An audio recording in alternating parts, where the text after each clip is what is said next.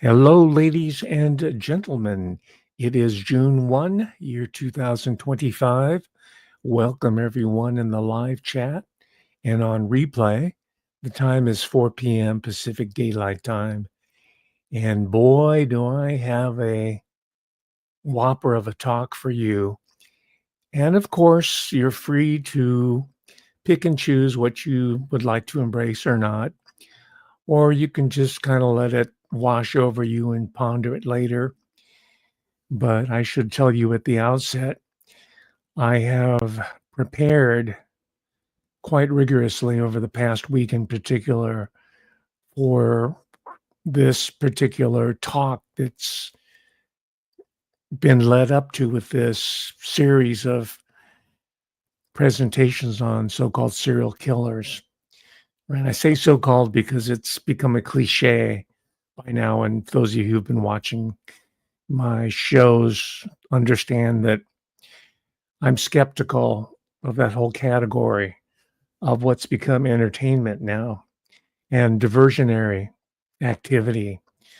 That's why I call it so-called serial killers. So today I want to talk about what might be the cause of this rash of serial killing that we've seen in the post-war period.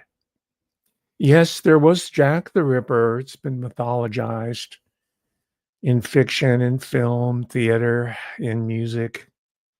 We know about Jack the Ripper. We know about that medical doctor in the Chicago World's Fair, right? People like that and other characters in the historical past that caught our attention because they were so rare.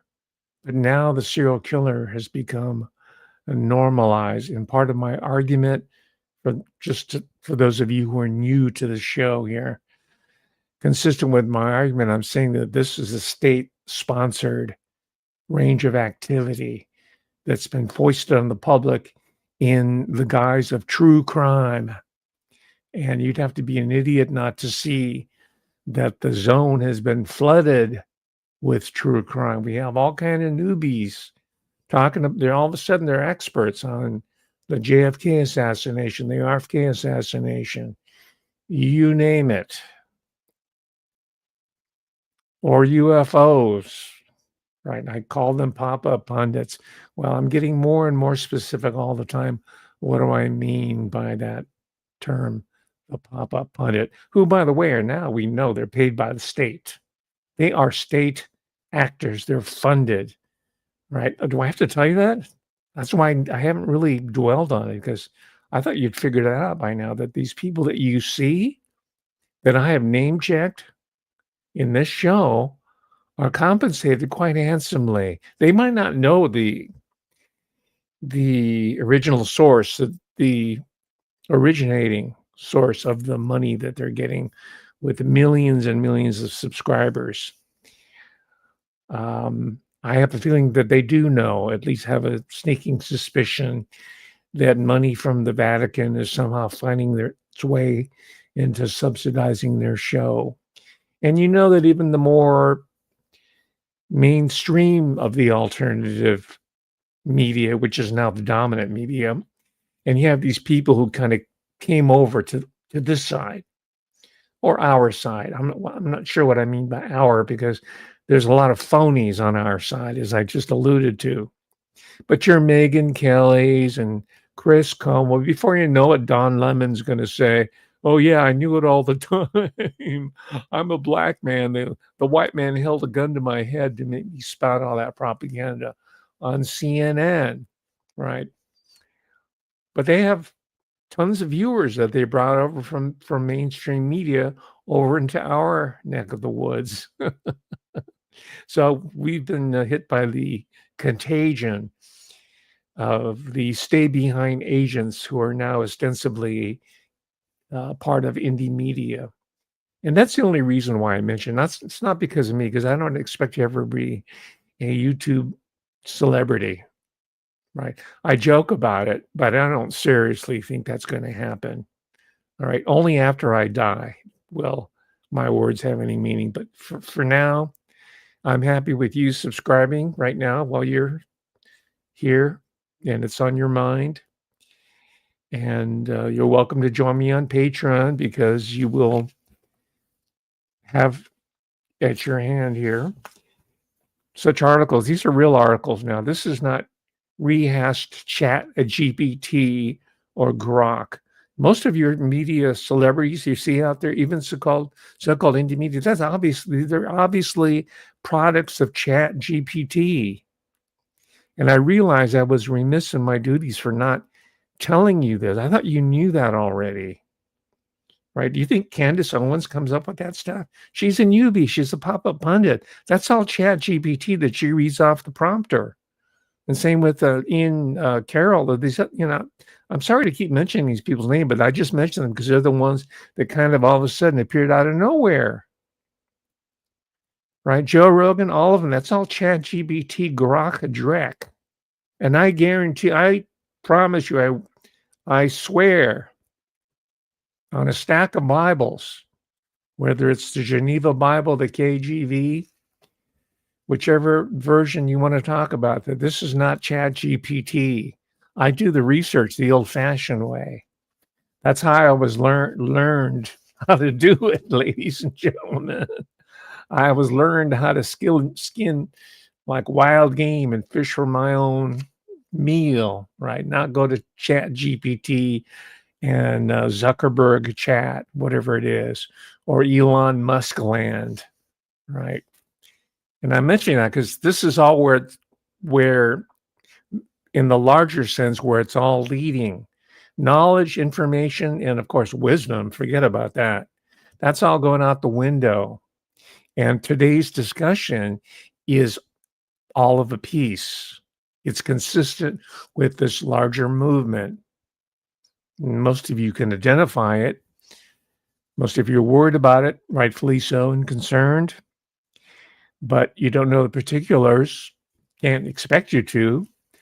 There are a lot of people out there with multiple advanced degrees who are working in physics, theoretical physics, who aren't able to put it together the way Professor Hamamoto does. Yeah, I can certainly run circles around the Weinstein brothers.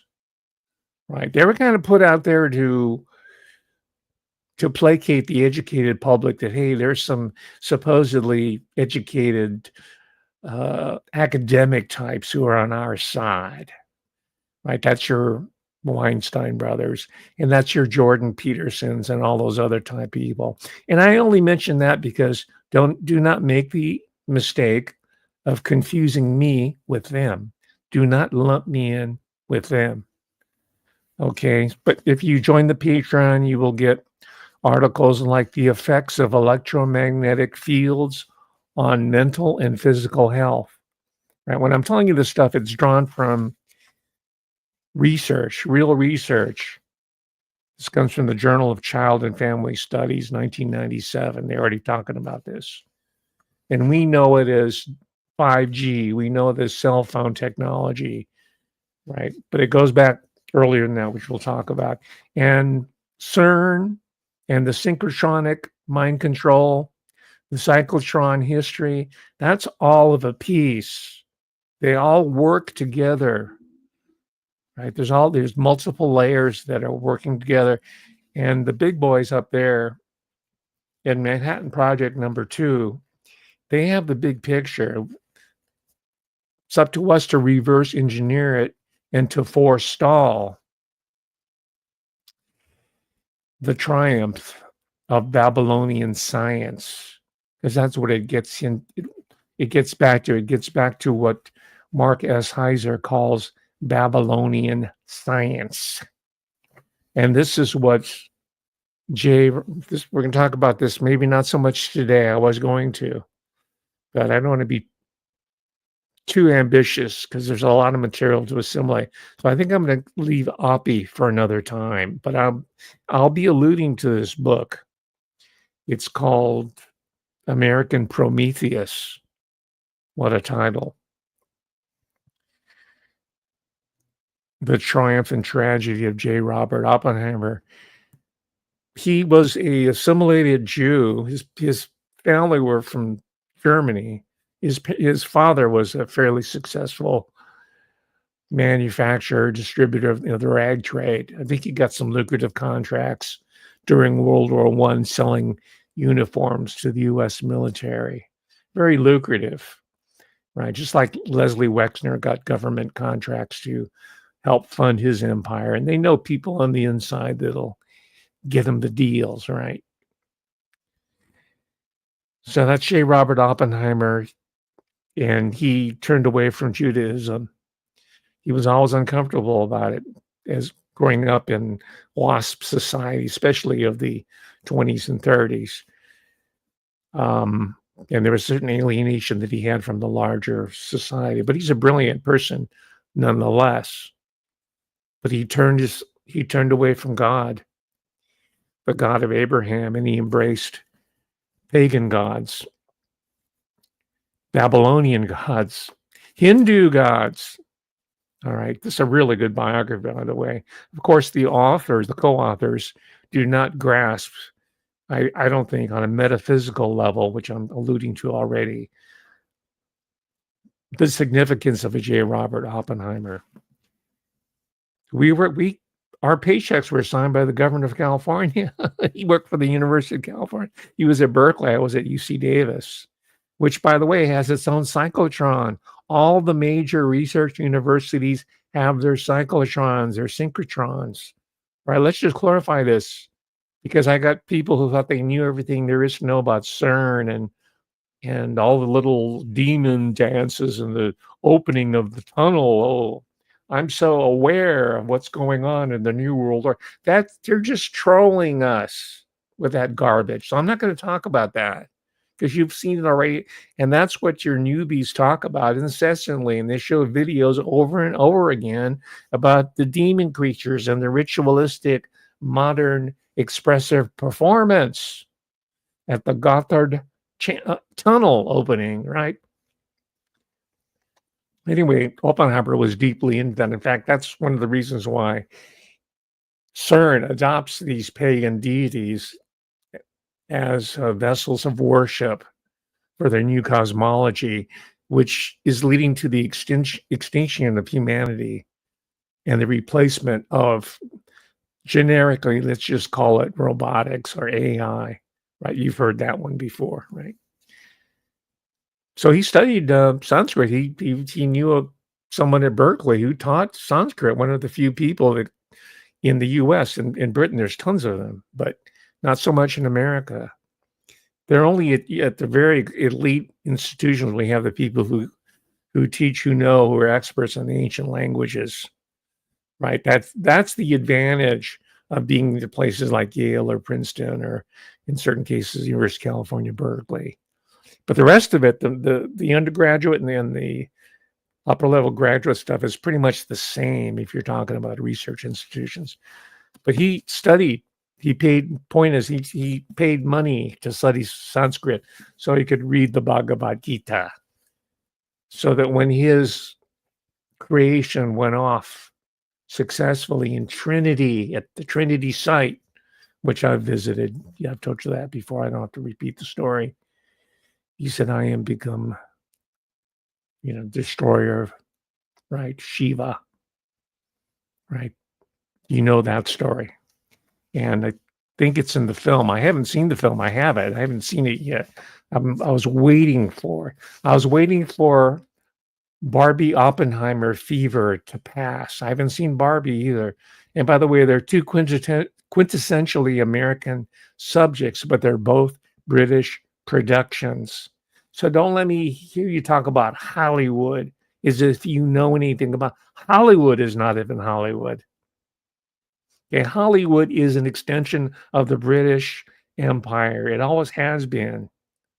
All right. They put some Jewish immigrants, up as front men in the cigars, chomping money dudes, right? The big mockers, the deal makers, Louis B. Mayer. There's a whole mythology around them. But the true people behind the scenes were the City of London people. That's another talk. I've given that talk before. So you can get this particular article on my Patreon. You can get the functional neural correlates of psychopathy, right? Neural correlates of psychopathy. It's a thing. A meta-analysis of MRI data, right? Have any of you been subjected to MRI, by the way? If you have, and you want to say it publicly, put yes and tell me what your experience was. I'll tell you what my experience was. I felt really cognitively dysfunctional. I was like Joe Biden. They put me in there, and it's not a pleasant experience to be able when you come out, man. Your brain is scrambled because literally the resonance technology does scramble your DNA, all of it, right? And I'm telling you this is because this is part of my hypothesis. It's the Hamamoto hypothesis that relates the rise in the incidence of serial killers and psychopathy in the general population, correlates that with the rise of synchrotronic conditioning, with CERN being the penultimate technology that's going to take us the rest of the way there, if they have anything to do with it, right? Because you have your cell towers, you have before that radio towers, right? All kinds of EMF, not just synchrotron, not just cyclotron, right? And it started to happen in the post-war period in particular, pre-war really, but it's all part of the wartime technology. Radar tech, medical doctors first started observing that the radio operators in the military were being affected by this. All right, so this is what I'm telling you here is an abbreviated version of decades worth of research that I've been able to assimilate and understand as a layman. All right, and if you're a physicist or have a PhD in EE, good for you. Right, might get some particular bits of information wrong. All right, but that does not invalidate the larger point and argument that I'm trying to make. You got it? Don't be that kid that was always sitting in the back of the room. He's majoring in engineering, and right out of the chute, he's going to be making much more money than I am. So, like, what are you talking about? You're talking about sociology and history. I'm in EE. They're going to pay me $100,000, and I'm going to go to work for Google.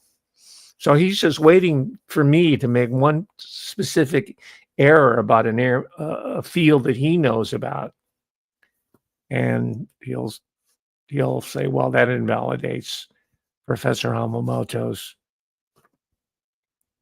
argument." Right? That's a fallacy. Don't fall for it. Okay, I'll also put in for the Patreon people, potential emotional and cognitive disorders. Potential emotional and cognitive disorders associated with exposure to EMFs. This was published way back in, I thought I highlighted it. Yeah, way back in 1997. These are not people off the street. This is by Associate Professor of Medicine at the Medical College of Ohio. All right. And his co-author, it says here in the notes, her name was Dr. Killer/Byrne, was tragically killed in a car accident before it was published. And she was an assistant professor at the Medical College of Ohio. She just conveniently died, right? It's just like that list of dead doctors. I think Steve Quayle was the one who started compiling. It's very dangerous being in this field if you start telling the truth. And in every one of these articles, they stop short of making a positive correlation. They always end with a caveat saying, well, more research needs to be done. Of course, that means more grant money should be allotted to me, but it's not really definitive. We're still kind of checking into it, right?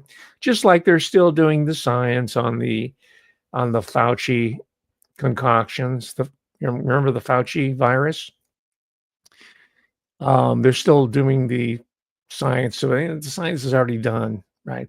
This is a political question, a political and moral ethical questions that need to be settled and questions of justice that needs to be settled when we talk about the Fauci virus. And I encourage everybody to use the expression Fauci virus because it's not the China virus, as Orange Man likes to say, the China virus. And some of the the wannabes, like this guy on InfoWars, following his boss, Alex Jones, he calls it the China virus, right? There's nothing Chinese about it. It's about Chinese as Geno's chow mein that you buy in a can at the grocery store, or is about as Chinese as Panda Restaurant. All right, so let's call it what it is. Let's call it the Fauci virus, not the China virus or the NIH virus. And then finally, you can also get synchrotron X-ray radiation induced bystander effect. That's the key term, bystander effect. You don't even have to be in the little MRI device. It's not little, it's huge. It weighs something like several tons. If you've been in there, it's like, man, are they gonna launch me outer space in this? Is this SpaceX? No, it's an MRI. Because there's huge magnets in there. That's part of the problem. So there's a bystander effect that people have been studying using non-human mammals, including rats and dogs and primates. So when was this published? I thought I had this, highlighted. 2021. It's fairly recent. So you'll get that. If you know someone who's studying at school right now, I know it's summer break and stuff, taking summer session, they could take these articles and write a really nice original article for their class, and they'll get an A on it because they'll say, man, this is really fascinating material. Where did you get this? Oh, yeah, I just got it from some wannabe YouTube celebrity talking about all this conspiracy theory material, right? So anyway, that's my promo for my Patreon and my page. This, however, is the main text that I will be referring to today. It's titled CERN, subtitle Satan's Playground. And he means that quite literally. He doesn't mean that metaphorically. He doesn't wear his religion on the sleeve, but from this I can infer that he's a man of belief, of Christian belief. He comes out of the Abrahamic tradition, just like J. Robert Oppenheimer did. But unlike Oppenheimer, he did not turn away from God. He used his background, his understanding of how CERN is an example of, let's refer to this book just very briefly. I'm going to get back to this on a more extended level later on. Oppenheimer turned to Babylonian science. This is from a book by a guy named Michael S. Heiser. It's called The Unseen Realm, Recovering the Supernatural Worldview of the Bible. It's a very, very fine book. And I've had it for quite a while. It's very, very dense. It's rigorous. I got to warn you, but I buy it anyway because you can read it and read it and read it and read it. And it's just not a matter of scripture. It's a matter of understanding where the world is being taken by the Babylonian scientists, by the Faucian scientists, right? By the NIH Luciferian scientists, right? You'll never hear RFK Jr. talking about this science in these terms. This is why someone like me has to come to the fore and call it for what it is. It's a Babylonian science. Right. By the way, I just should add as a cautionary warning. I don't know how many people who are scientists who are watching this or who are studying science at the graduate level. If you're in the undergraduate school, fine. I really believe that you're on the right path. And I say this because you have a lot of these yahoos on the right. Oh, you're just studying for a useless degree in sociology, in history, and anthropology. It's so useless. You're just learning grievance. Well, most of you aren't, for one thing. That's a cartoon that keeps people buying supplements or some bullshit like that, or knives or something that makes them feel like macho man. Right? So I believe in what you're doing, but I'm addressing you right for the moment. Just learn from J. Robert Oppenheimer. Here he was running the Manhattan Project, the research component. It was Leslie Groves that was running the top level of the entire program, but he was running the research area.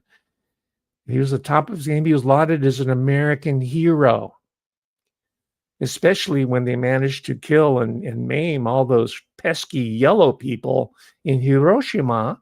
And just so that the Japanese yellow Oriental menace, which were kicked out of California and kicked out of the University of California. A lot of my people I know, they were studying at Berkeley as undergraduates, and they were taken out of school and sent to a concentration camp out in the desert. And they gave them their degree like in 1980 something after Reagan or some other fool apologized for it. All right. So they got to get rid of them yellow people by vaporizing them. I am become death, the destroyer of worlds. He carried the Bhagavad Gita all over the place. He was totally into poetry, because this is not just about you scientists. It's not about all you people in the so-called humanities who are rocking the whole LGBTQ plus minor attracted agenda, right? The genital mutilation agenda. You're in the social sciences and humanities. What have you given up for your professional position? Because within 5, 6, 7 years, he was Oppenheimer was being called to Congress, and he was being accused of disloyalty, and his career was ruined. That's how snitches and rats are treated in this society. You understand that? You will get your comeuppance. So enjoy your ill-gotten gains now, for tomorrow it might be a totally different other story. And one of his big enemies, by the way, was Edward Teller, Dr. Edward Teller. And he was such a troublemaker, they had to send him over to UC Davis, where I was.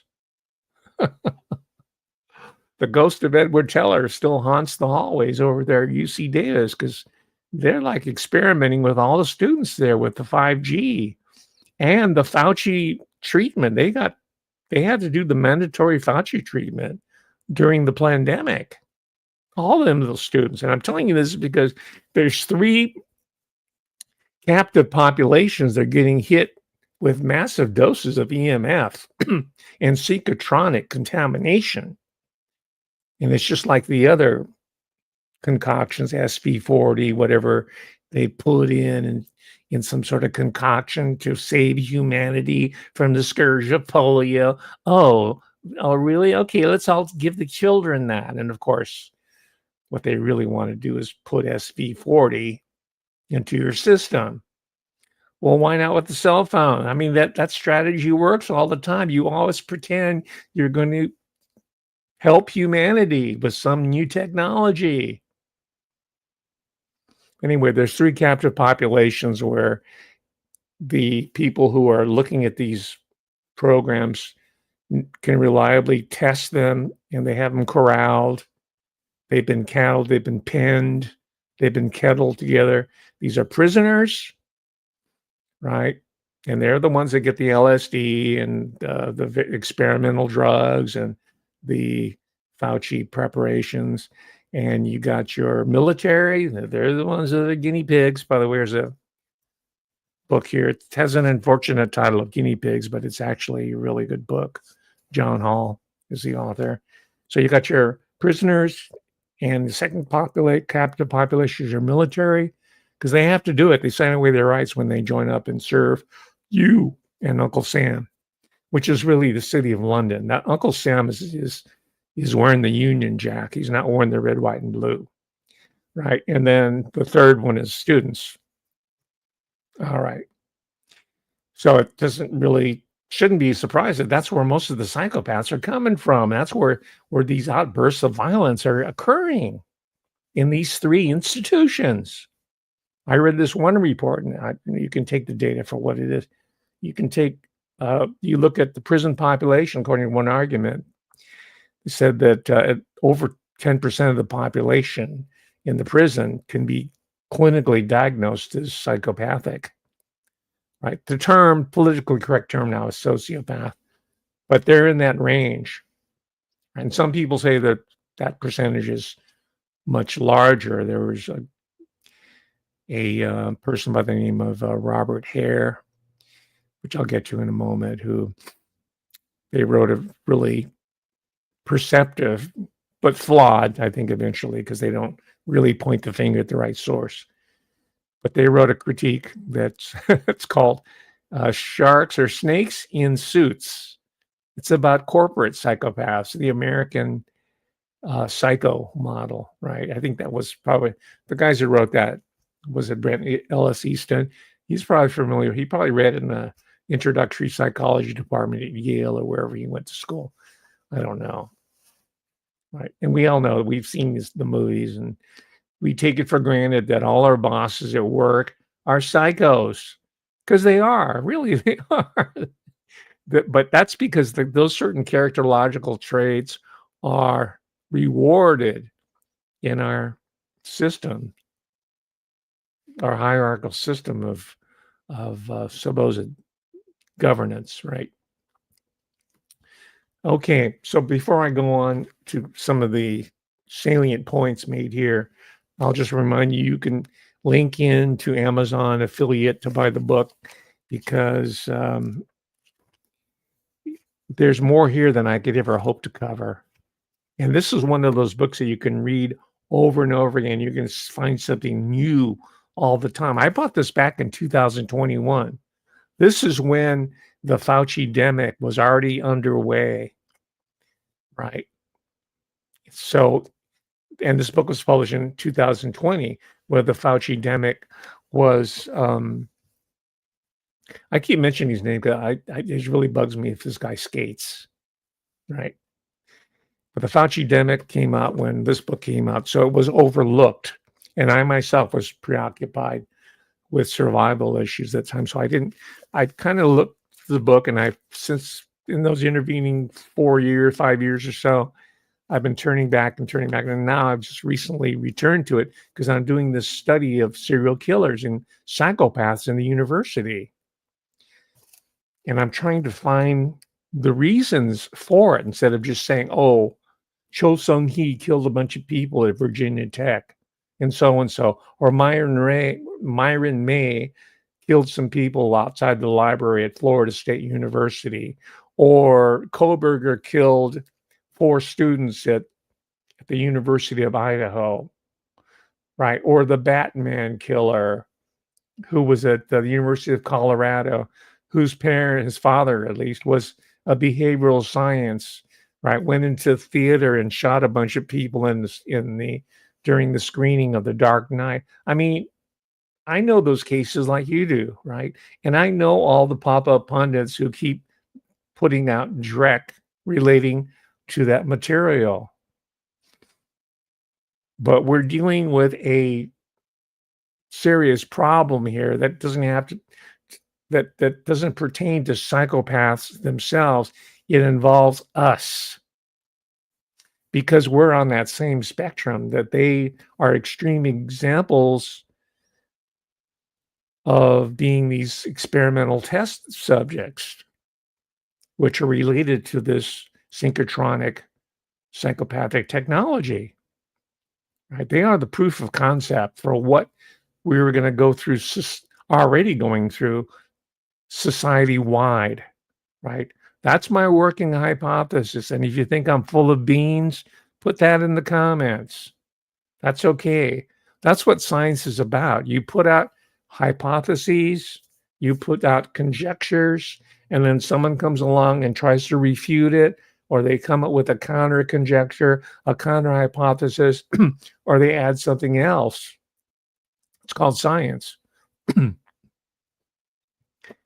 It's true in the social sciences or the literary, I don't know if you call it science, but there's the same method of deduction and induction that's involved.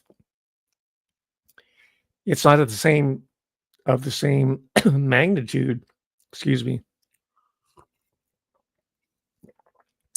of the physicist, but the goal is the same: truth, accuracy, or a closer approximation of truth, if possible. Before I choke to death, I should tell you about this book, which I recently got. This was published way back in 1976. It's called The Co-ed Killer. It's by Margaret Cheney. I didn't know anything about her. She's still alive.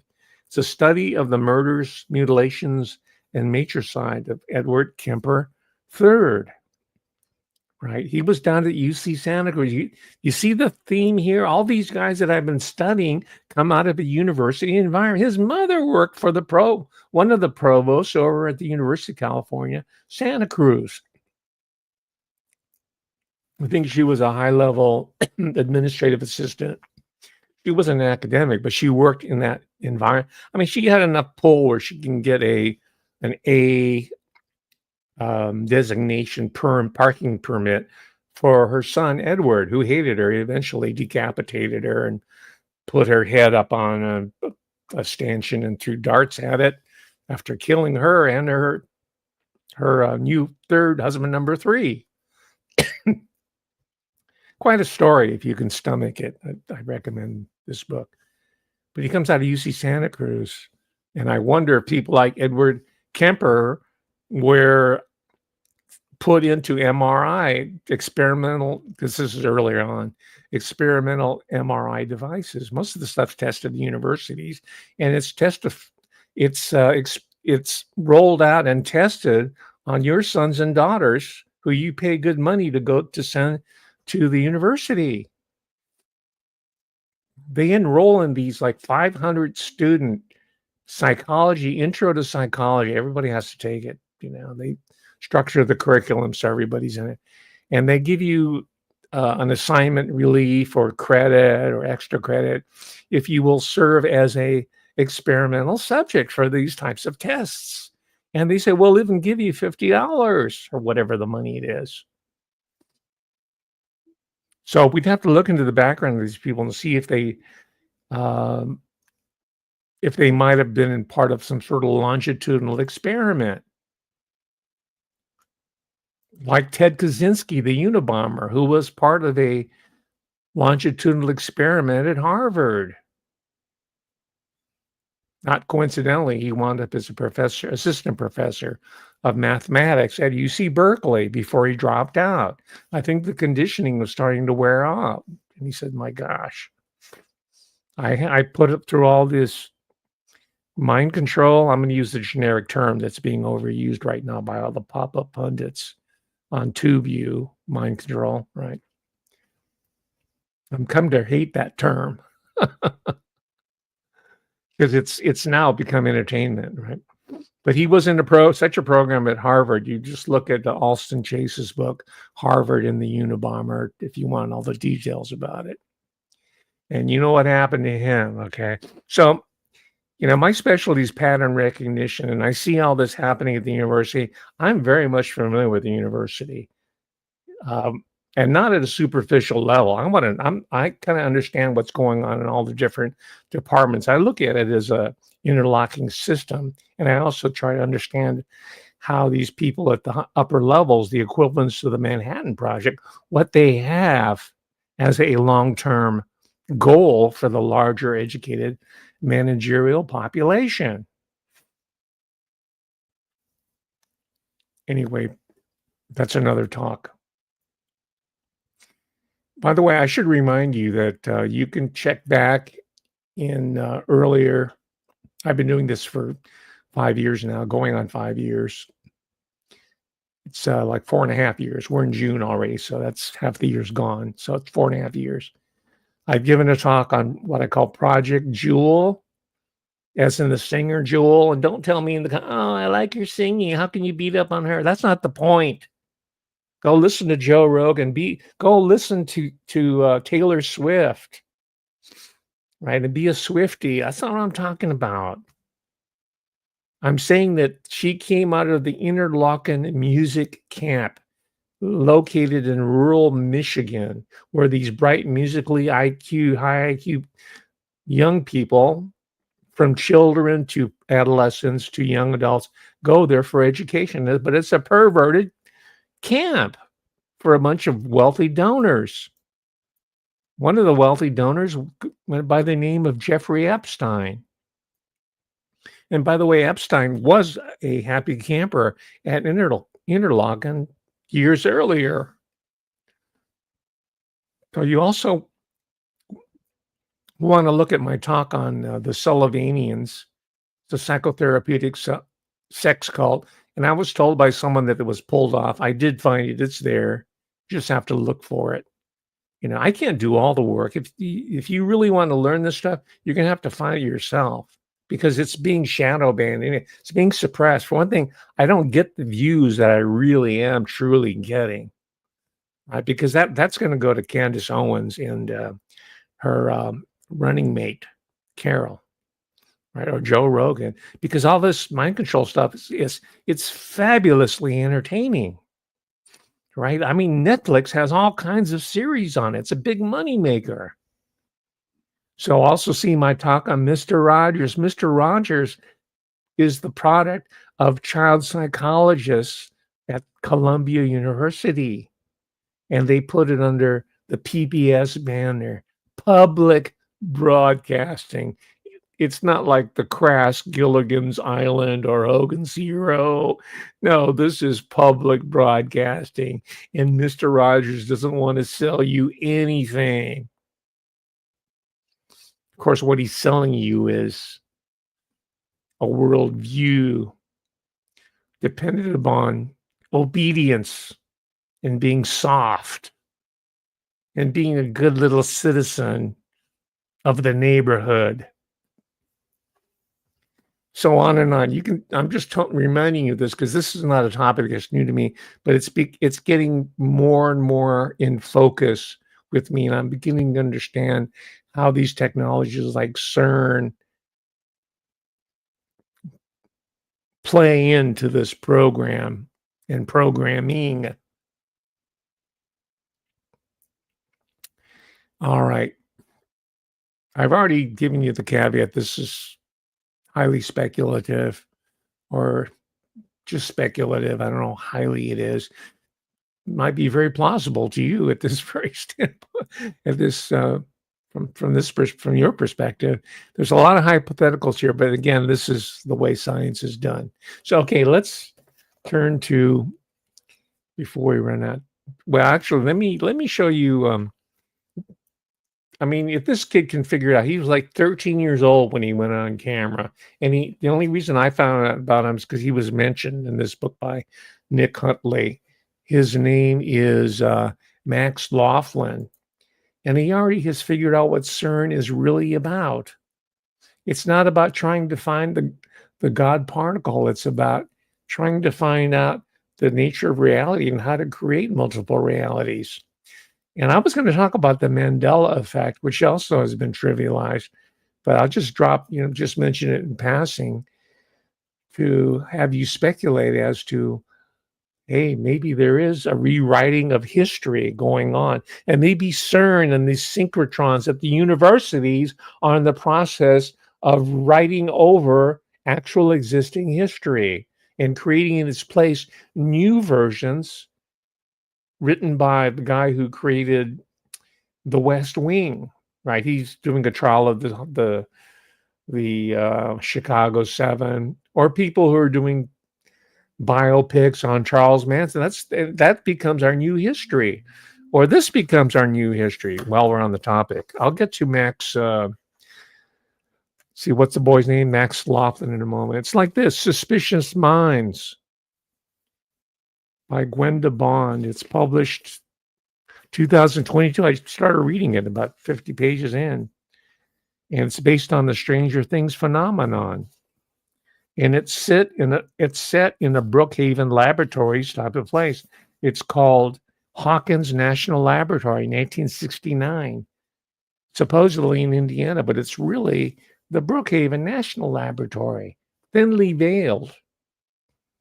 And she talks about MK Ultra, LSD experiments, 1969, the counterculture, blah blah blah. We've heard those stories over and over again. Aren't you sick of it by now? But I keep encountering people in my comments saying, "Oh, you got to watch so and so." And I said, man, that stuff that's like 40 years old information. And just because you recently discovered doesn't mean that I'm a newbie, right? So this tells me that we are on this new plateau now where the establishment, publishing, military, corporate, informational, Bertelsmann, AG, Hachette, and all the globalist publications, they know they have us already. So all they have to do is fill in new history for the younger reader, the younger minds. So this is called Suspicious Mind. Do you get the resonance of that one? Probably not, because you didn't grow up with Elvis. Well, you probably did, because a lot of my peers are watching. But a lot of younger people, they only know Elvis as he's been rewritten by Kurt Russell or some mini series. Same with Johnny Cash or whoever else is. That's the function of biopics. And that's the reason why I hate biopics. That's biographical pictures, loosely veiled. It's a rewriting. So that's what she's doing here. So, and I mentioned that now so I don't run out of time, because I'm going to talk about Brookhaven in a moment. But here's Max Laughlin. Here's what he's saying about what CERN really is. The whole universe is constantly being created. It's literally flow of reality and time as we know it. The world's most powerful particle accelerator, the Large Hadron Collider, will reopen today after 3 years of being shut down for improvements.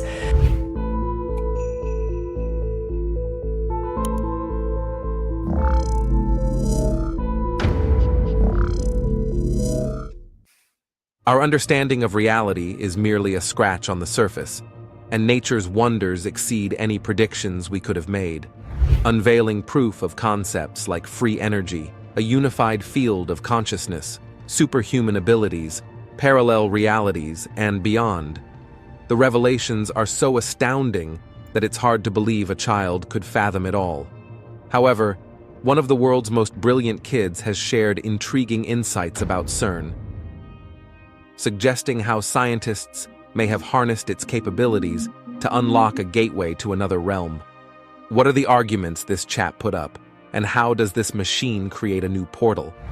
Join us as we unravel how the world's smartest kid revealed how CERN opened a portal to another dimension.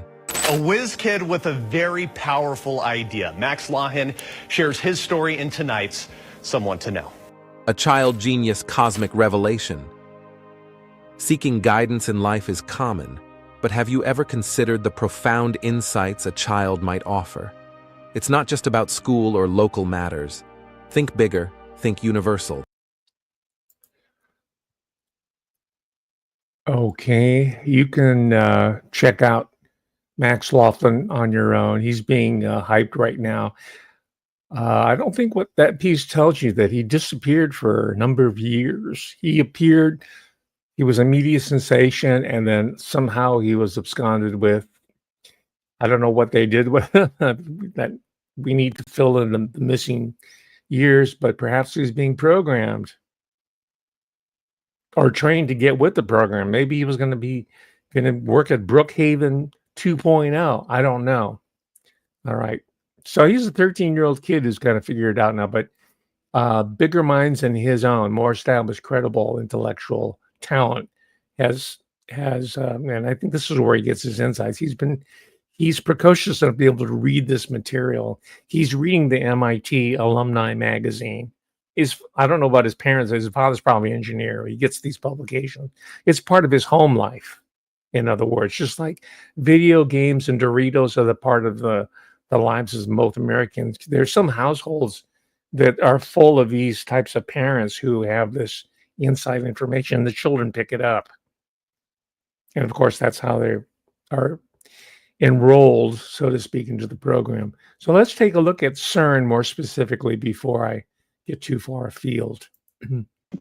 The time we got together, we were talking, of course, about CERN, and we want to continue that discussion tonight. We appreciate the fact that Lynn's allowed us the opportunity to come together, to talk with one another, have a conversation, and to share that with her audience. So Lynn, again, we appreciate that very much. So when we were talking last, the area that we got into, I didn't feel like we spent probably enough time talking about it, was the issue of quantum computing and why quantum computing is connected to CERN. And one particular manufacturer, D-Wave, we had mentioned that it looks like a black cube. We're going to talk a lot more about the black cube a little bit later in this program. But you might give the audience a little bit more background on just, why is quantum computing different than regular computing? Why is it really necessary at this stage? Why is it important to be connected with the CERN project? And then how is it really being exploited? Because it's really being exploited in some sort of more like normal ways, and in some ways that would be pretty unusual, pretty abnormal. So you might speak to some of those issues if you would.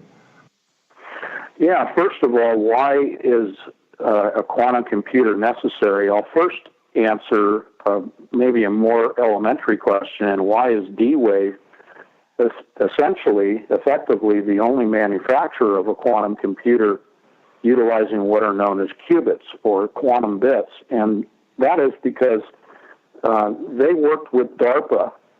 They submitted a proposal to DARPA, which was approved near the year 2000. They received $10 million in funding for their initial research, and Okay, you can see the academic connection, CERN to Berkeley connection. Right. I mean, that interview is a really good one, so I encourage you to check it out on your own. That's because Berkeley was the place where the cyclotron was invented.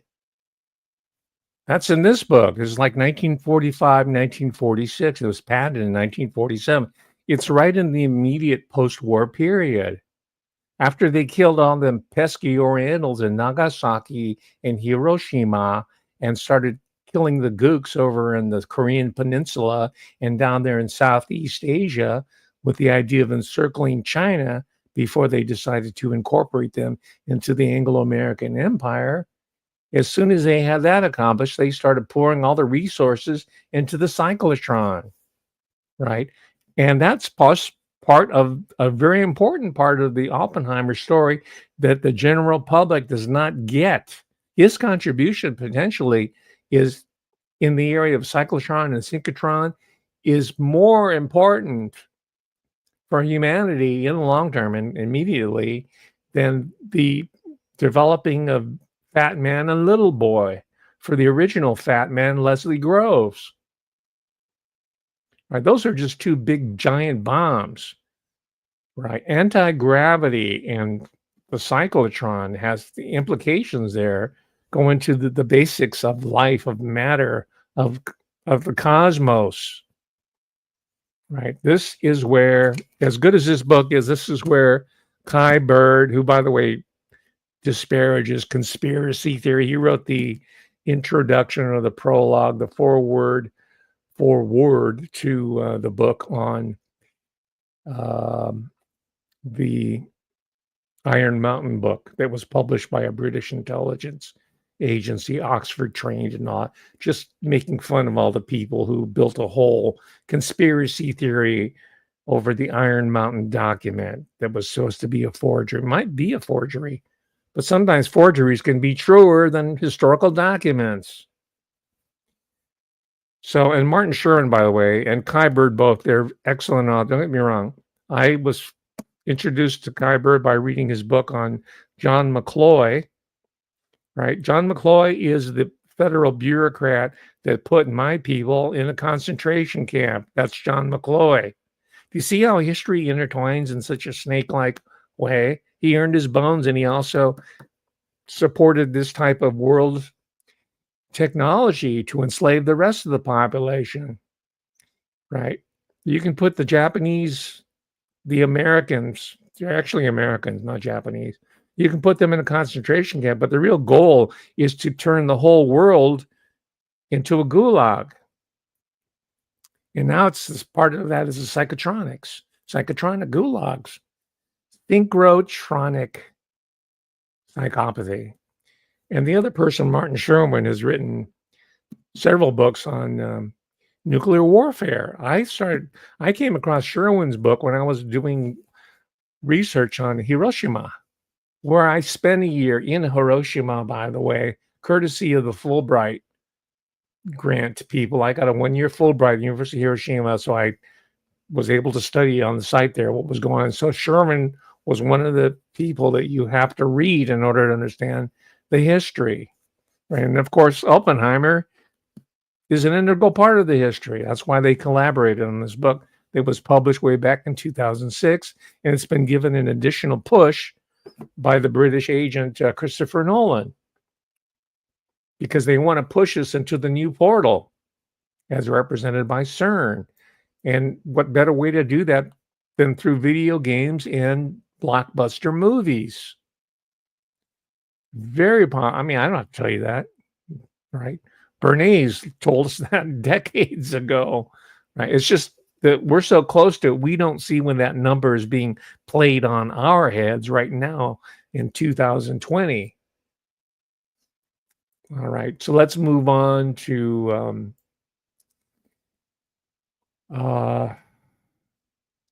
Florida State University, and I'll explain to you afterwards why I'm showing you this clip. It's in this, but think of my earlier thesis saying that the cyclotrons, the synchrotrons that are on these university campuses are related to the growth of serial killers, mass killers, and shooting incidents on college and university campuses in the U.S. Most of them are in the U.S. They're all over the world, but most of them are in research institutions in the United States. It's not just a CERN thing. They even have it at Florida State. I learned that myself in preparing for this talk. I didn't know that Florida State has the largest particle accelerator of its kind in the world, not in the United States, in the world. And they outcompeted MIT in order to get the contract for it. Right? Let's see this. Is that Florida is home to the world's most powerful magnets? Some 3 decades ago, Florida State University outdueled MIT as a host site for a most prestigious research facility that in some ways touches each and every one of us.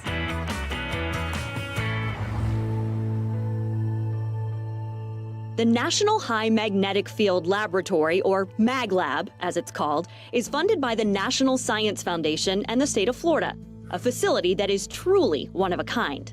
The MagLab is the largest and highest powered magnet lab in the world. This is like the center of the universe for high magnetic field research. And essentially we exist to design and build the most powerful magnets in the world and then share them with scientists who come from all over the globe to conduct research using the power of high magnetic fields. We actually opened for science back in 1994, and we've been hosting about 1,500, 2,000 scientists who come to conduct their own research every year.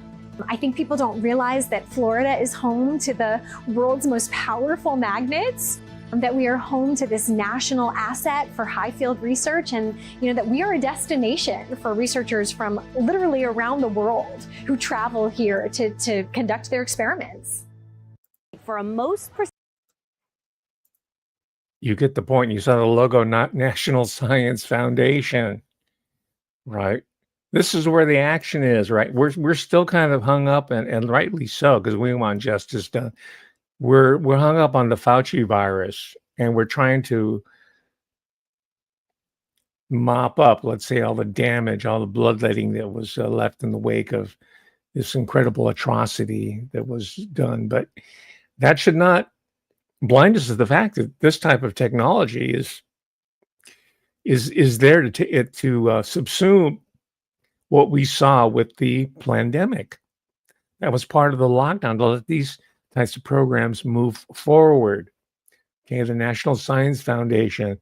So RFK Jr. needs to take a look at that. For one thing, there's demonstrable occupational hazards working around this type of powerful electromagnetic fields. It's in these articles that have been published for the past 20, 30 years. Right? There's no excuse. National security? Free energy? No. Control. It's the type of control, it's a vision that Peter Thiel, Elon Musk, and all the Grok and Chat GPT. What's the guy who's the head of Chat GPT? Right. He's the guy that Suchir Balaji said was the most scummiest person on earth. Sam, forgot his name. Anyway, you know who I'm talking about. That's what they're up to. All right. And you know Elon Musk is up to that. Don't be fooled by all the nice PR, feel-good stuff he's doing. I mean, what he's done, great, wonderful, sure. You know, we can appreciate a certain level of it, but that doesn't give him a pass to hook us up into his envisioned Internet of Things, which is part and parcel with this larger system we're talking about. Okay.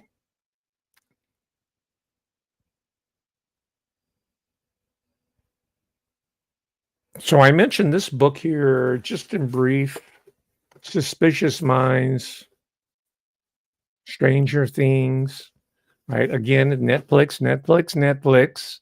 They're all integral to this propaganda process. Let's take an aerial shot of the Brookhaven National Laboratories, where this is based on. Okay, here you go. There's no sound.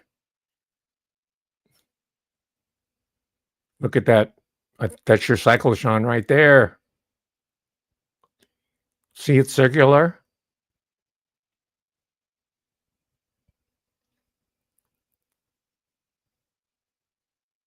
Brookhaven. Look up, when you can, Camp Hero. Look up the Montauk Project. Look up the Philadelphia experiment. Right? All these conspiracy theories now begin to make sense. Of course, only a conspiratorial mind like myself, according to Kai Erickson, the co-author of J. Robert Oppenheimer, and the author of McCloy. And see, he wrote another good one. He's a biographer primarily. Another really excellent book.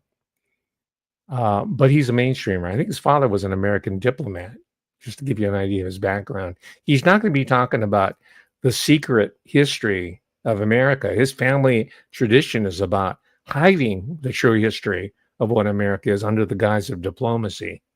That's in a nutshell, that's Kai Erickson. But I still respect him as a writer and as a scholar. Okay,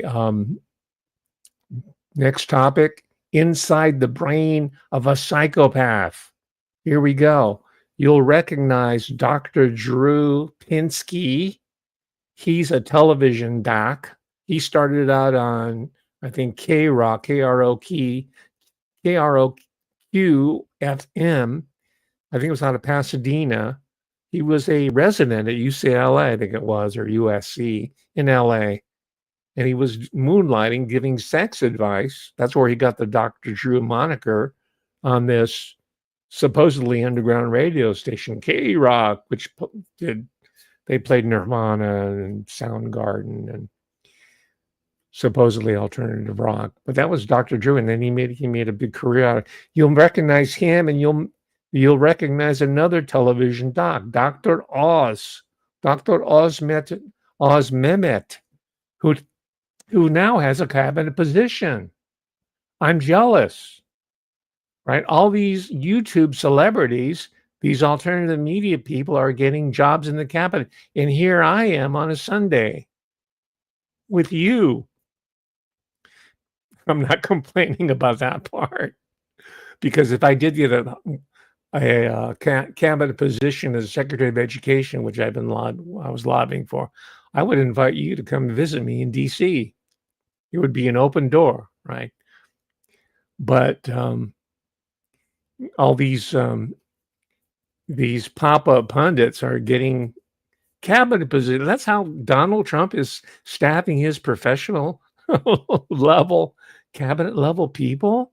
Judge Jeannie Pirro, Dan Bongino, Dr. Oz, they're all TV person. Well, after all, he made it on Who Wants to Be the Apprentice, right? That's Donald Trump. He's a TV construct too. So why not bring his own television personalities to the White House with him? Maybe it's just a giant fear factor hosted by Joe Rogan anyway, right? Maybe it's just a giant television show. It's a reality program.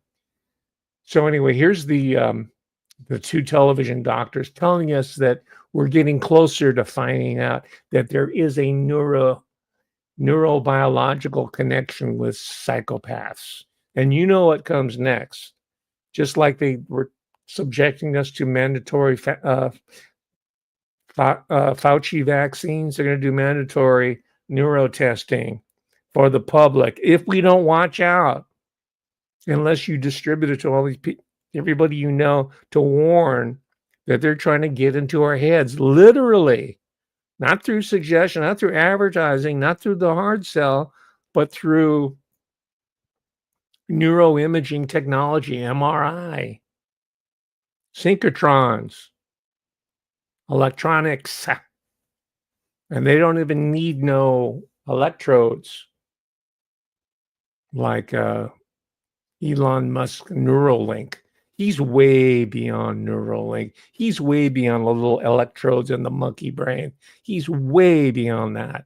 He's just trolling us because he knows that's going to disgust us, and we're going to focus on that. Save the monkeys, save the beagles, but we're going to lose sight of the larger program here.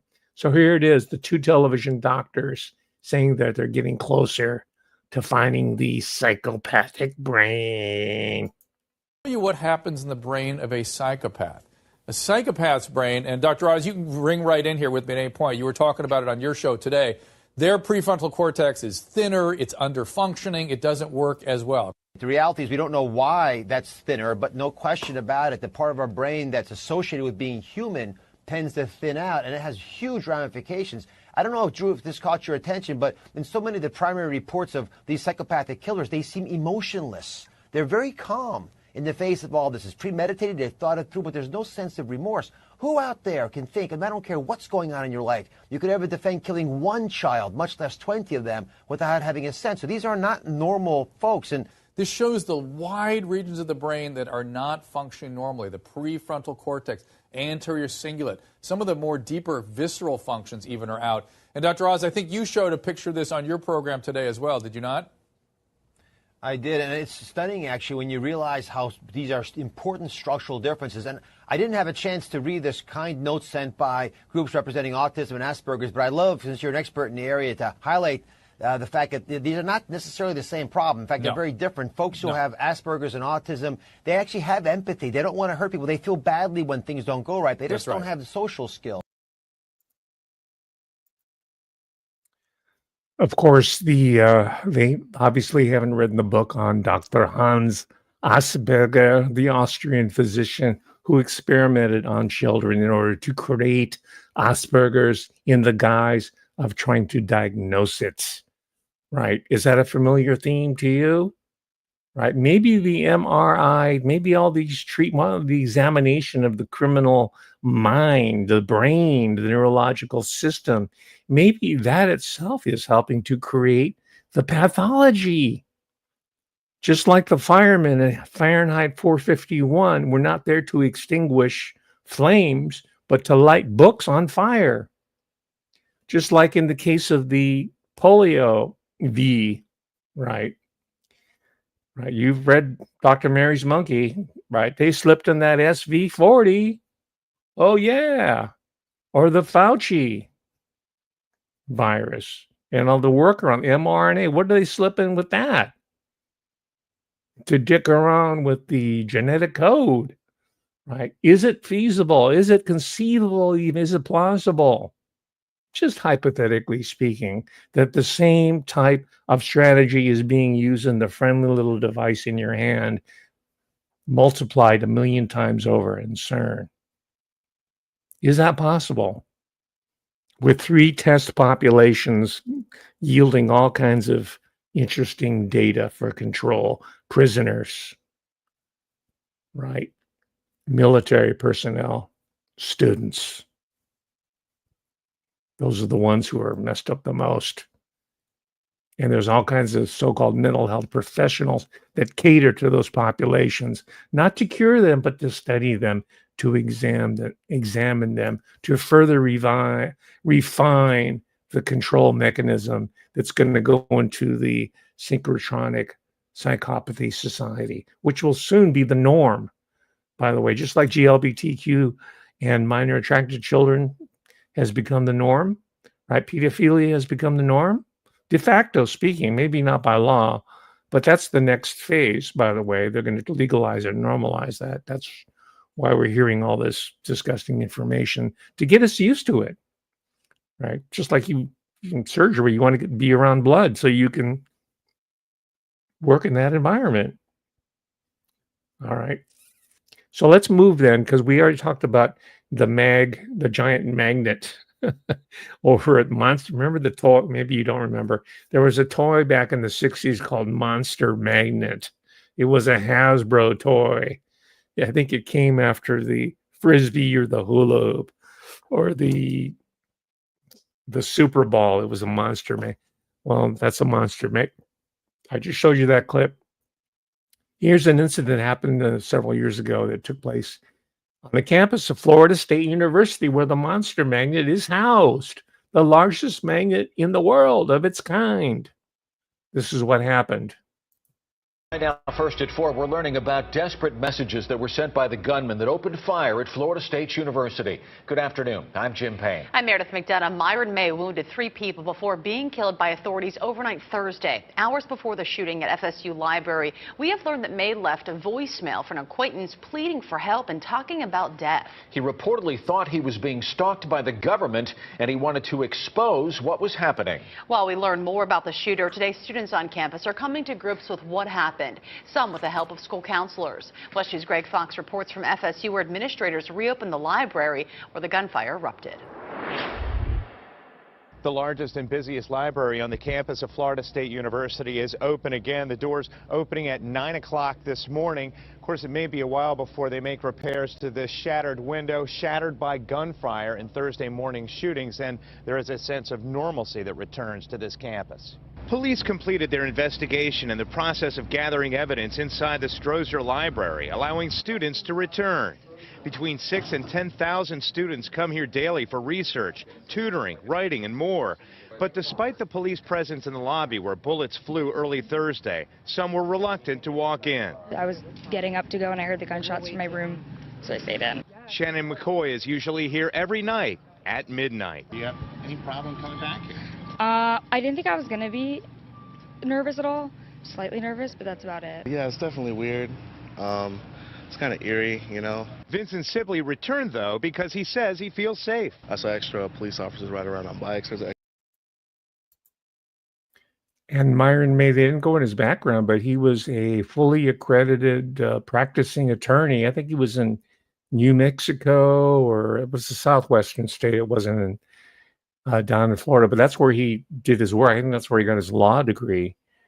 And it's also not coincidentally the area where, because FSU also has a relationship with the Mag Laboratory, with the University of Florida in Gainesville. And I did this talk, I think it was last week or the week before, about Danny Rowling, right? Sandra London. She was his representative. She's the one that seems to have some sort of hybristophilia, working in the case of Danny Rowling. Well, he was known as the Gainesville Ripper, right? University of Florida. And I posed this question last time or the time before, just to kind of plant the seed in your mind. Why is this all happening in Florida? Well, that's because of all these incredible, I think, because all these incredible electromagnetic technologies that are there. And that's a larger, as you saw earlier, national program that's connected to Berkeley and other institutions of higher learning, where tons of students and researchers, postdocs, you name it, are being exposed to this. This is occupational hazard deluxe. Please, Robert F. Kennedy Jr., look into this. This is an OSHA situation developing. And it wouldn't be the first time, right? I think I was still at UC Davis when the president of the system, Janet Napolitano, who came out of the Department of Homeland Security, she just sort of quietly banned the use of glyphosate, which is a Monsanto program or product. They run most of the programs, by the way, at the UC, especially at Davis, which does a lot of ag. That's Monsanto and chemical. She's quietly banned glyphosate because she wanted liability, because this one gentleman, who, by the way, was represented by RFK Jr., he was a gardener, a field manager who was exposed to glyphosate his whole career and suffering incredible debilitating disease and injuries because of his exposure. He won that case. So we know these occupational hazards are not illusions, and they're not the products of conspiracy theories, as Kai Bird and many others would have it. I just mentioned him because he's one of the co-authors of the Oppenheimer books. But I had to deal with those people on many levels at the university, including my own colleagues, because they didn't have the imagination or the ability to go beyond what they learned when they were little nerdy grad students in writing about some insignificant, hyper-specialized problem that would get them the ticket to get a job. And once they got there, they just promptly fall asleep. I'm putting it in a nutshell. And the other ones, of course, get all their garlands and their awards and their promotions by advancing these types of sciences, including the Fauci virus-related protocols, the synchrotron animal experiment, you name anything that you can think of that's repellent and repugnant to most human beings, except for psychopaths, criminal psychopaths. They do it there at the university. So when we talk about snakes in the corporate psychopaths, we'd have to look at the university as being the incubator for these types of, and also the refuge of these types of personalities. From what I'm reading in the Oppenheimer book, he had that affect, very charming, outgoing. All the women loved him, especially if they were unhappy in their marriage. You know, he was 6'2", eyes of blue, brilliant, and a gourmet. He knew his foods, his wine. I mean, he was upper middle class from New York City. He was cosmopolitan, right? But he had no friends. He had no personal warmth. He was as cold as a reptilian. That's what I'm drawing from the book. I'm not making that up. This is what Kai Bird and Martin Sherwin are telling us. So anyway, I skipped through a lot of material. I'm going to post, I already have for your Patreons there, these articles there, so you can start reading them. I'm going to find the article that refutes what Dr. Oz, so-called Oz Mehmet, and Dr. Drew Pinsky, I like to use their whole name, right? I don't want to call them Dr. Phil, Dr. Oz. It humanizes them, right? Why don't I call Dr. Mengele, see, I don't even know his first name. We just know him as Dr. Mengele. We know all the dirty Nazi doctors only by their last name, but we don't know them by their first name. I can remember it if I think about it, but we humanize our Mengeles here in America by calling them by their first name, but we give him the honorific Dr. Phil. Dr. Phil is a creation of Orca Winfrey's arse. He comes right out of her butt. All right, most of these people come out of somebody's cloaca. All right, I didn't want to end on such a nasty note, but we're in a world of trouble unless we understand this situation as it's developing. Ladies and gentlemen, that's my time. I think I'm going to spend more in-depth attention on Oppenheimer and the spin-offs, Teller, but this kind of is the capstone for the recent talks I've been given on the serial killer, right? I want to get beyond the Netflix level of serial killer, the Apple iTunes level of serial killers, all the TubeView serial killer experts, whether it's Rotten Mango, whoever else is out there, right? That's just entertainment.